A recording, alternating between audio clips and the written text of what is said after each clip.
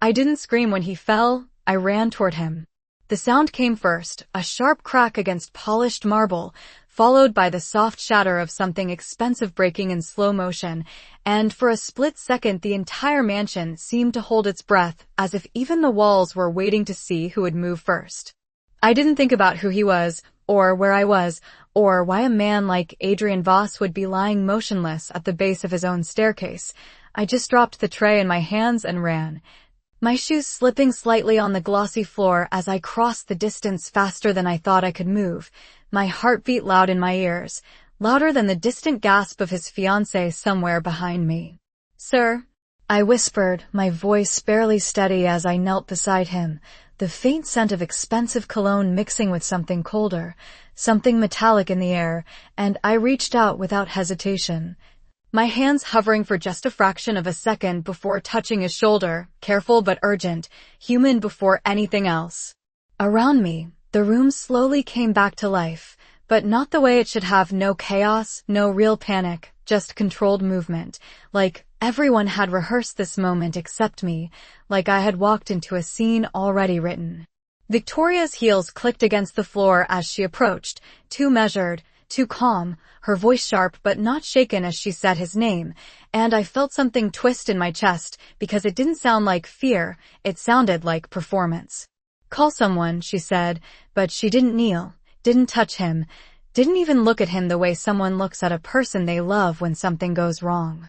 I swallowed hard and leaned closer, listening for breath, feeling for any sign that he was still there, my fingers brushing lightly against his wrist, searching for a pulse I wasn't even sure I had the right to find, because I was just the maid, the new girl. The one who wasn't supposed to be seen, let alone be the first one to reach him. The twins were somewhere upstairs, I remembered suddenly, their small voices echoing faintly in my mind from earlier that morning, and the thought hit me harder than anything else. If something had really happened to him, what would happen to them? My chest tightened, not with fear for him, but for them, and I pressed my hand a little more firmly against his arm, grounding myself in the moment, refusing to freeze the way the others seemed to be frozen in something that didn't feel real. "Stay with me," I murmured, not even sure why I said it, because I didn't know this man, didn't belong in this world, didn't belong in this house filled with glass walls and quiet power, but something about the silence around us felt wrong. Like the absence of true panic was louder than any scream could ever be. And then, just for a second, barely a second, I felt it. Not movement. Not enough to call it that. Just the faintest shift beneath my fingertips, like a breath held too long finally deciding to exist again, and my eyes flickered up instinctively, scanning his face, searching for something, anything, that would tell me I wasn't imagining it. But his expression didn't change. His body didn't move. And yet, I couldn't shake the feeling that I wasn't the only one observing this moment. That somehow, in a room full of people pretending to react, I was the only one who didn't realize this wasn't an accident at all. The silence stretched just a second too long, and that was when I knew something was wrong, not with him, but with everything else, because people do not stay that calm when a man like Adrian Voss collapses in the middle of his own home. They do not stand back and whisper like guests at a gallery opening. They rush, they panic, they break the perfect rhythm of a room, but no one moved except me, and that realization settled deep in my chest like a quiet warning I could not ignore. I kept my hand on his wrist, steady now, counting without thinking, feeling that faint, controlled pulse that did not match the stillness of his body, and my breath slowed instead of quickened, because something about it felt deliberate, like a held note in a song waiting for the right moment to resolve. "He needs space," someone said behind me, one of the men in dark suits, his voice calm, too calm, and I glanced over my shoulder just long enough to see the way he watched me, not with concern, but with calculation, like I was the unexpected variable in a plan already set in motion. Victoria exhaled sharply, crossing her arms as if she were inconvenienced rather than afraid, and when her eyes met mine, there was something cold there, something that made me feel like I had stepped into a role I was never meant to play. "You," she said, her tone clipped, "step back and let the professionals handle it." But I did not move. I should have. I knew I should have. I was new here, easily replaceable, the kind of person who disappears from places like this without anyone asking questions, but my hand stayed where it was, anchored to the only thing in the room that felt real. "He is breathing," I said quietly, not looking at her, not looking at anyone, because the truth did not need an audience, it just needed to exist. For a moment, no one responded, and the air shifted again, subtle but undeniable, like the entire room had just adjusted to something it did not expect. Then it happened. Not a dramatic movement, not anything anyone else would have noticed, but I felt it clearly this time, the smallest tightening beneath my fingertips, the controlled return of awareness that sent a chill up my spine, and, before I could stop myself, my eyes lifted to his face again, searching, questioning, almost demanding an answer he had not given. And that was when his eyes opened. Not wide, not startled, just enough. Just enough for me to see the truth sitting behind them, sharp and awake and entirely aware of everything around him, and for a single second, the world narrowed to that gaze. To the silent understanding that passed between a man who had never lost control and a girl who had just realized she was never meant to see this. I froze, not out of fear, but out of clarity, because nothing about this was an accident. Not the fall, not the silence, not even me being the first to reach him, and yet he did not speak, did not move, did not reveal himself to anyone else in the room. Only to me, as if I had crossed an invisible line without permission. Then, just as quickly, his eyes closed again, the moment folding back into stillness, like it had never happened, and the room rushed in around us once more, voices rising. Footsteps approaching, someone finally calling for help loud enough to sound convincing, but it was too late for me, because I had already seen the truth, and the truth was watching me back. The moment his eyes closed again, I pulled my hand back like I had touched something I was never supposed to feel, my breath catching halfway in my chest as the noise around me suddenly grew louder, sharper, more convincing. Like the entire room had remembered its role all at once, and I forced myself to look down, to act like I had not just seen what I saw, because something told me that noticing too much in a place like this was the fastest way to disappear. "Step aside," one of the men said again, closer this time, and I shifted back on my knees just enough to create space, but not enough to fully leave, my eyes lingering for a fraction of a second longer than they should have. Searching his face for any sign that it had been real, that I had not imagined that controlled awareness behind his gaze. They lifted him carefully, efficiently, like this was routine, like they had practiced this exact movement before, and that realization settled deeper than anything else, because accidents are messy and unpredictable, but this was precise, measured down to the inch, down to the second. Victoria moved in finally, but even then, her expression did not break, her hand hovering near his arm without quite touching, her voice carrying just enough urgency to sound appropriate, but not enough to feel it, and I stood slowly. My legs unsteady not from fear, but from the weight of what I now understood. This was not chaos.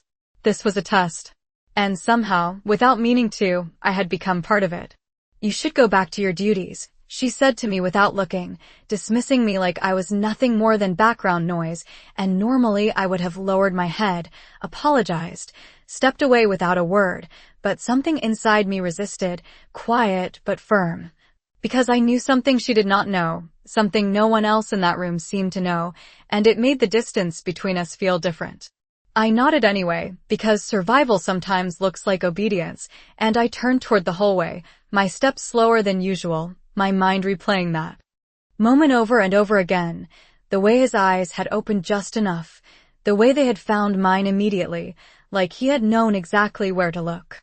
As I reached the doorway, a small voice called out from upstairs, thin and uncertain, "Dad," and my heart tightened instantly, the memory of their faces flashing through my mind, the way they had smiled at breakfast, the way they had trusted so easily, and without thinking, I stopped. No one else moved toward the stairs. No one else answered. The staff remained where they were, waiting for instructions that had not yet been given, and Victoria did not even turn her head.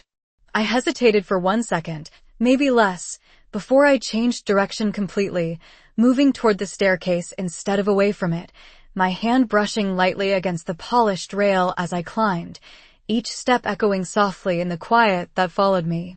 The second voice came this time, a little louder, a little more afraid, and I picked up my pace, pushing past the invisible line that separated where I was supposed to be from where I chose to go, because whatever this house was, whatever game was being played downstairs, there were two children upstairs who did not understand any of it, and that mattered more than anything else.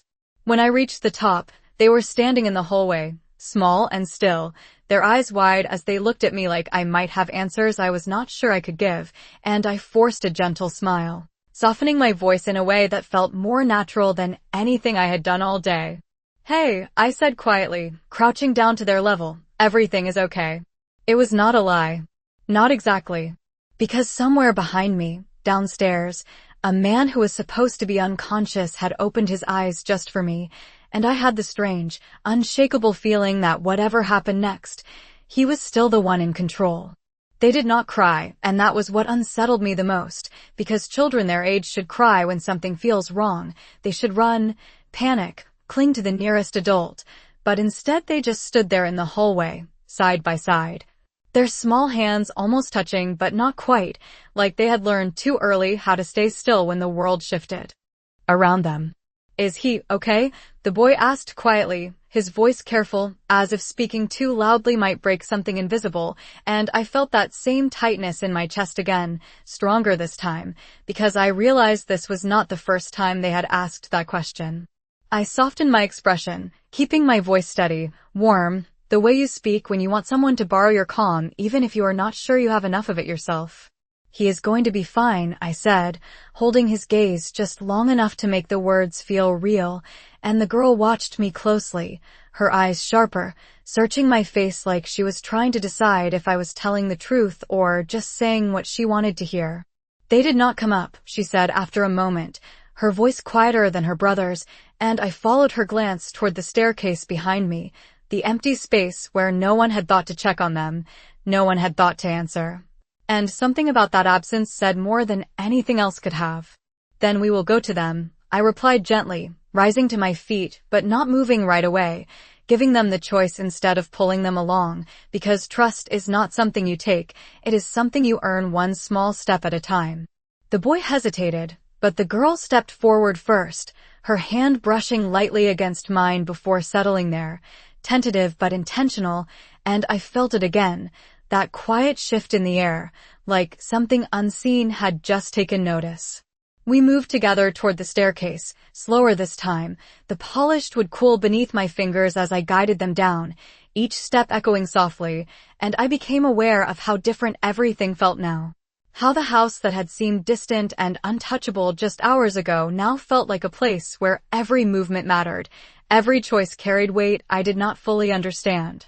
Voices drifted up from below, controlled, measured, and as we reached the bottom, I saw them again, the same people, the same positions, but something had changed, subtle but undeniable, like the scene had reset with new information.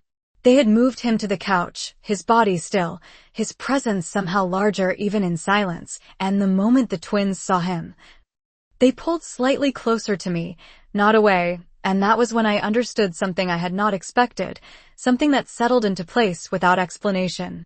They trusted me. Not because I belonged here. Not because I had done anything extraordinary. But because I had come when no one else did. Victoria turned at the sound of our footsteps, her expression tightening for just a second before smoothing out again, and I felt her attention shift toward me in a way that was no longer dismissive, no longer indifferent, but something sharper, something aware.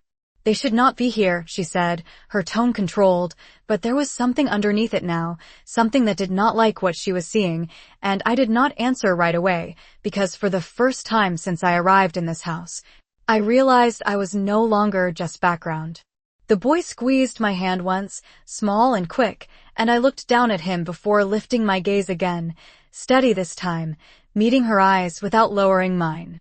"They asked for him," I said simply, my voice quiet but unshaken, and the room seemed to still again, not in silence, but in attention, like something had just shifted its focus. And across the room, On the couch where he was supposed to be unconscious. I felt it before I saw it. That same presence, that same awareness, watching, measuring, waiting, as if the test was not over yet, and somehow, I had just made my next move. No one told me to move, but I did anyway. One slow step forward, then another, guiding the twins with me as the distance between us and the couch disappeared inch by inch. And every pair of eyes in the room followed that movement like it mattered more than anything else that had happened so far. The boy let go of my hand first, his step small but certain as he approached his father, while the girl stayed close to my side, her fingers still lightly wrapped around mine, as if she had already decided I was not leaving, not yet. "Dad," he said again, softer this time, and the word carried something deeper than fear, something practiced, something that told me he had learned how to ask without expecting an answer. I felt it then, that shift in the air, sharper now, like a line being drawn somewhere unseen, and I lifted my gaze just slightly, just enough to see what no one else seemed to notice. The faint rise of his chest that did not match the stillness he was performing, the controlled rhythm that only someone awake could hold for this long.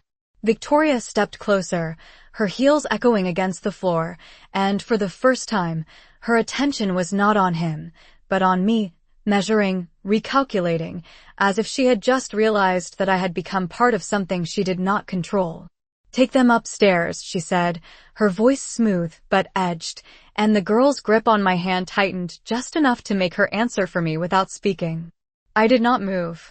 I should have, but something inside me refused, something quiet and steady that had nothing to do with defiance and everything to do with what felt right in that moment. "They just got here," I said, keeping my voice low, respectful, but not yielding, and the room shifted again, subtle but undeniable, like a balance adjusting in real time. One of the men in suits took a step forward, not aggressive, just present, but it was enough to remind me exactly where I was, exactly who I was standing in front of, and still, I did not step back. The boy reached out then, his small hand resting lightly on his father's arm, and everything seemed to pause around that single touch, because this was not part of the script, not part of whatever controlled sequence had been unfolding since the beginning. And that was when it happened again. Not a movement anyone else could call out. Not enough to break the illusion. But I saw it. I saw the way his fingers responded, just barely, just enough to acknowledge the contact, just enough to answer without revealing anything to the rest of the room, and my breath caught as I realized this was no longer just observation. This was communication. Silent. Precise. Intentional. The boy did not notice, or maybe he did and had learned not to react, but the girl looked up at me instantly, her eyes searching mine, and I knew she had felt something too, not seen it, but sensed it, the way children do when something shifts beneath the surface. "He is here," she whispered, so quietly no one else could hear. And I nodded once, just once, because denying it would have been a lie too big to carry. Across from us, Victoria's expression tightened again, her patience thinning in a way she could not fully hide anymore, and I realized then that whatever this was, whatever he was doing, it was not just about control. It was about truth. About seeing who stayed when things did not make sense. About seeing who acted without being told. And in that moment, standing there with his children beside me, I understood something I had not expected when I first stepped into this house. I was no longer just someone who worked here. I was someone being watched, chosen, tested. And somewhere behind closed eyes, a man who had planned everything was waiting to see exactly what I would do next. It became impossible to pretend nothing had changed, because even the air in the room felt different now, heavier, sharper, like every second stretched just a little longer than it should, and I could feel it settling over all of us, pressing quietly, waiting. The boy did not pull his hand away, not even after that almost invisible response, and I wondered if this was normal for him, if he had learned to accept answers that were not spoken, to recognize presence without movement. And that thought stayed with me longer than it should have. "He needs rest," Victoria said again, but this time her voice was tighter, less controlled, like something was slipping through her fingers that she could not quite grasp, and for the first time since I met her, I saw uncertainty flicker across her face, quick but real. No one moved to enforce her words. No one stepped in. And that silence said more than anything else could have. I shifted slightly, lowering myself just enough to be closer to the twins, not shielding them, not claiming anything, just existing beside them in a way that felt steady, and the girl leaned closer without hesitation, her shoulder brushing against my arm like it had always belonged there. "Is he pretending?" she asked quietly, her voice barely audible, and my breath caught again, because children do not ask questions like that unless they already know the answer. I hesitated for a fraction of a second, not because I did not know what to say, but because I understood what answering meant. This was not just about truth anymore. This was about choosing a side in something I had never agreed to be part of. I glanced down at her, at the way her eyes searched mine not for comfort, but for confirmation, and I realized she was not afraid. She was waiting. "He is still here," I said softly, choosing words that did not lie but did not reveal everything either, and that seemed to be enough, because she nodded once, small and certain, like she had just placed another piece into a puzzle only she could see. Across from us, one of the men in suits shifted his stance, subtle but deliberate, his attention no longer scanning the room but focused, centered, and I followed that line without meaning to, my gaze landing back on Adrian. On the stillness that no longer felt empty, on the quiet control that held everything together without anyone else realizing it. And then, without warning, the smallest thing changed everything again. His hand moved. Not much. Not enough to break the illusion. Just a slight adjustment, a fraction of an inch, like someone settling into a more comfortable position, and if I had not been watching as closely as I was, I might have missed it entirely. But I did not miss it. And neither did the girl. Her fingers tightened briefly against mine, not in fear, but in recognition, and I felt that same unspoken understanding pass between us again, stronger this time, undeniable. He was not just observing anymore. He was responding. To us. To this moment. To what we had chosen to do. Victoria stepped forward sharply, her composure finally cracking just enough to show, her eyes flicking between him and us, calculating, questioning, and for the first time, I realized she did not know what was happening. Not completely. Not the way she thought she did. And that changed everything. Because if she did not know, then this was not her test. This was his. And standing there, with his children beside me and his attention fixed on us in ways no one else could see, I understood something that settled deep into my bones with quiet certainty. This was never about the fall. This was about who would stay when nothing made sense. And somehow, without planning it, without wanting it, I had already given him my answer. The room did not erupt, it tightened, like a string pulled just a little too far, and I felt it in the way everyone held their breath at the same time, not because they saw what I saw, but because something deeper had shifted and they could not explain it. Victoria took another step forward, her composure no longer flawless, her control no longer absolute, and for the first time, she looked not like someone in charge, but like someone trying to catch up. "This is unnecessary," she said, her voice sharper now, directed at no one and everyone at the same time, but no one answered her, not the men in suits, not the staff, not even the silence itself. Because the silence belonged to him. I stayed where I was, close enough to feel the twins beside me, close enough to see the faint rise and fall of his chest, and I realized something that made my pulse slow instead of race. He was waiting. Not for help. Not for panic. For truth. The boy shifted slightly, his hand still resting on his father's arm, and this time when Adrian's fingers responded, it was clearer, still subtle, still controlled, but undeniable. A quiet acknowledgement that passed between them like something practiced. Something known only to those who understood the rules of this invisible game. The girl exhaled softly beside me, not surprised, not startled, just certain, and I wondered how long she had known, how many times she had seen this before, how many tests had already been played out in rooms just like this one.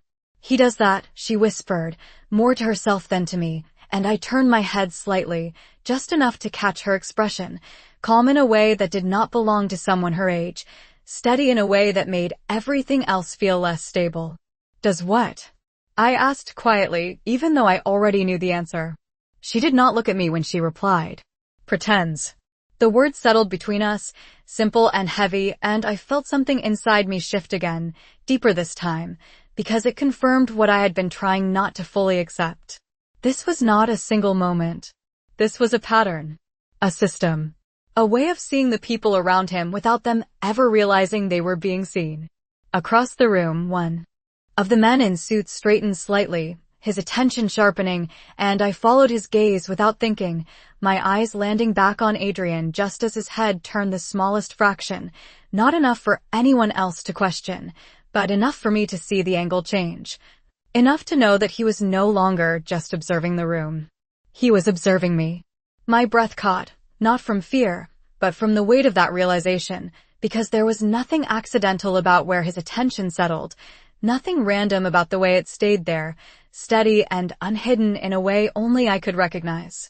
Victoria noticed something then, not the movement, not the truth, but the shift in focus, and her eyes followed the same invisible line, landing on me with a sharpness that had not been there before. "Why are you still here?" she asked, her voice low, controlled again but strained at the edges, and the question hung in the air longer than it should have, because I did not have a reason that would make sense in her world. I could have said I was doing my job. I could have said I was told to stay. But neither of those would have been true.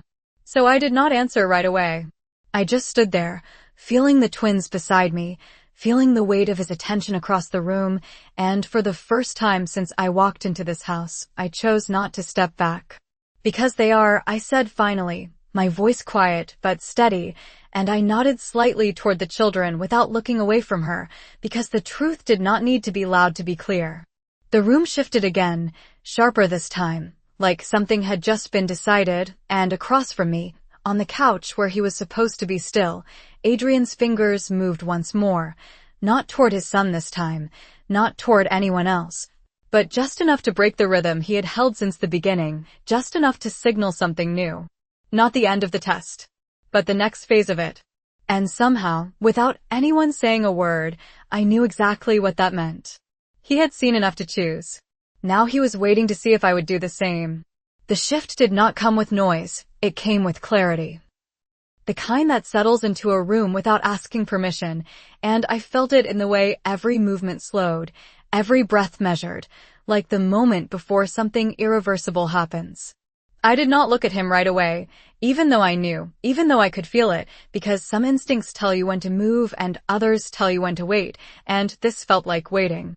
The twins stayed close, not clinging, not afraid, just present, like they understood the rules better than anyone else here, and that thought grounded me more than anything else could have. "This is over," Victoria said suddenly, her voice cutting through the stillness with forced certainty, and for a second it almost worked, almost sounded like authority, until the room did not respond, until no one moved to follow her command, until the silence remained exactly where it was. That was when I finally looked. His eyes were open again. Not halfway. Not hidden. Fully open, steady and unshaken, and the difference between before and now was unmistakable, because this time he was not pretending for anyone else. This time he was not hiding it. He was choosing to be seen.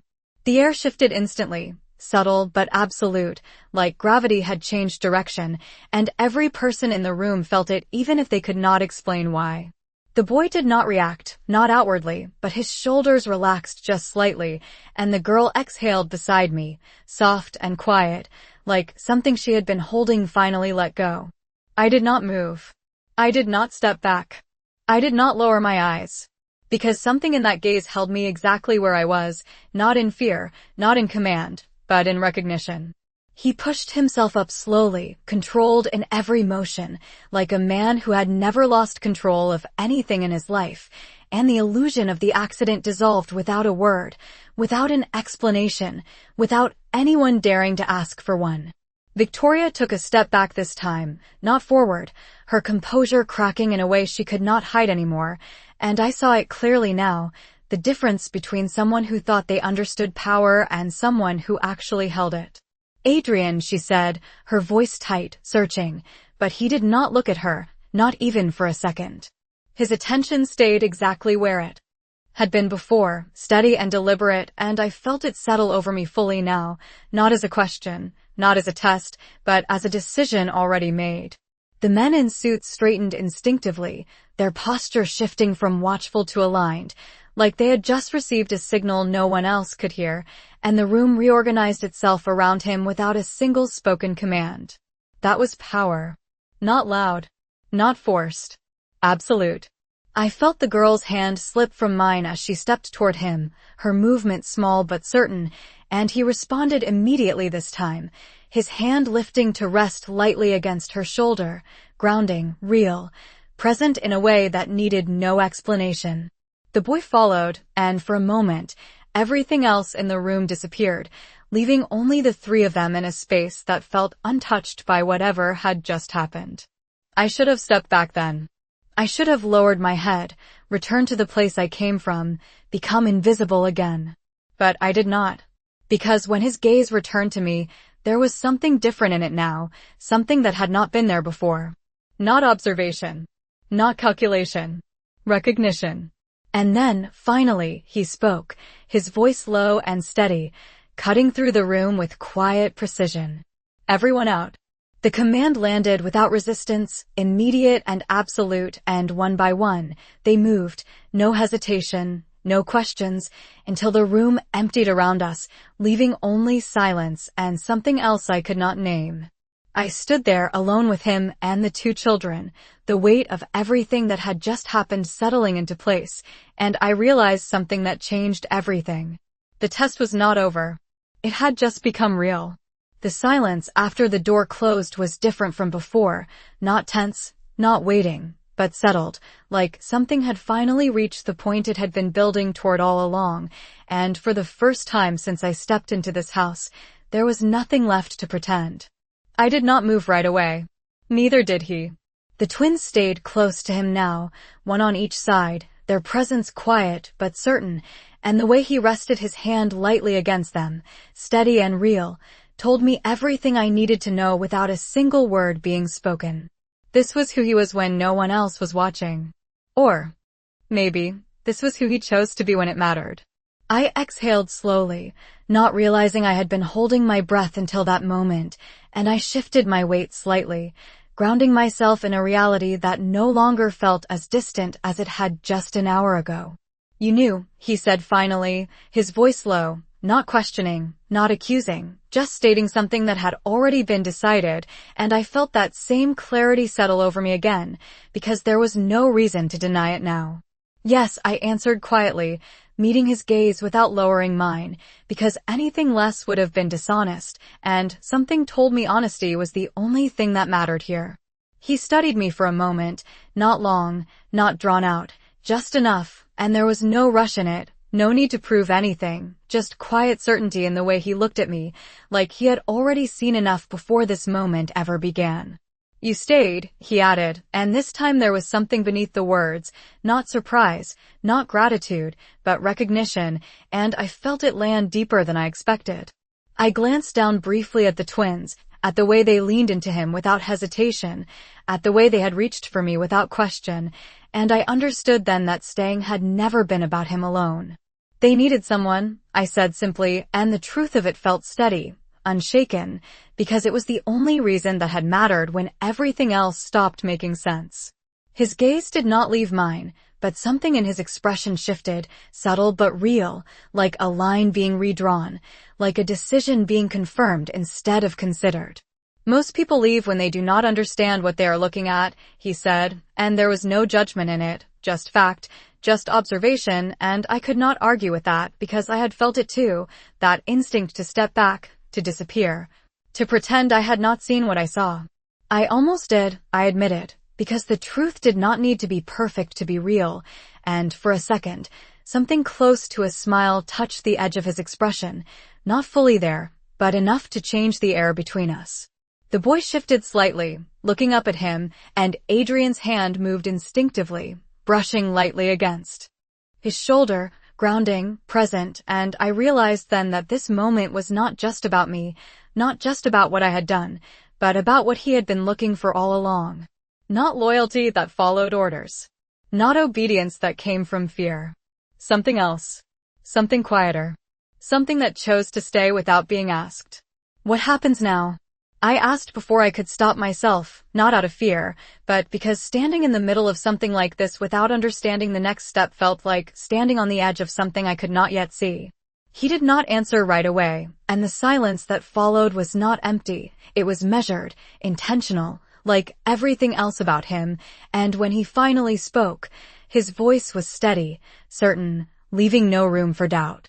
Now, he said, his gaze holding mine in a way that felt both grounding and unyielding at the same time, you stop being invisible. The words settled into the space between us, simple but irreversible, and I felt something shift inside me in response, something I could not name yet but knew I would not be able to ignore.